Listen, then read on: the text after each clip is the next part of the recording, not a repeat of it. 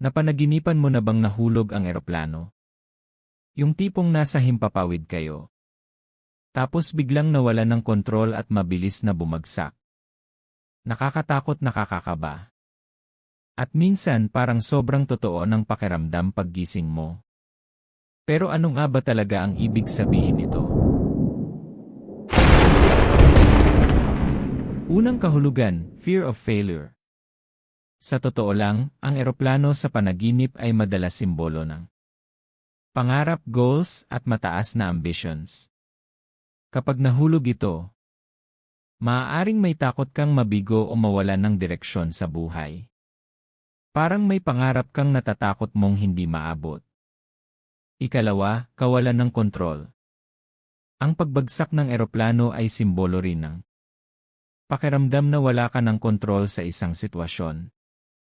Pwedeng sa trabaho, relasyon, pera, o personal na problema. Ikatlo, stress at emotional pressure.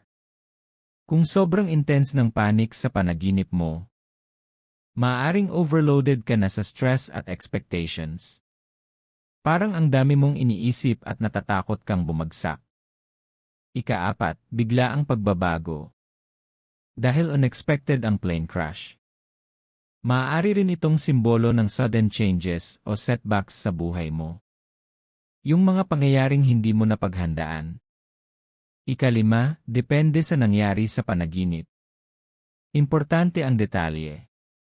Kung nakaligtas ka sa pagbagsak, malalampasan mo rin ang challenges. Kung ikaw ang piloto, may pressure kang hawakan ang isang malaking responsibilidad.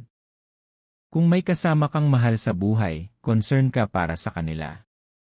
Kung nakita mo lang bumagsak ang eroplano, may fear ka tungkol sa future o failure ng isang plano.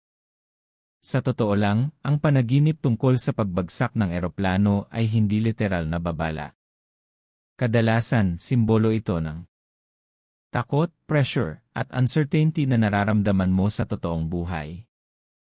Kaya kung napanaginipan mong nahulog ang eroplano, tanungin mo sarili mo, ano ba ang bagay sa buhay ko na natatakot akong bumagsak? Kung nagustuhan mo ang video na ito, like, share, at subscribe sa Dream Science. Para sa mas marami pang kahulugan ng panaginip. At ikaw, nasa loob ka ba ng eroplano sa panaginip mo? Nakita mo lang itong bumagsak?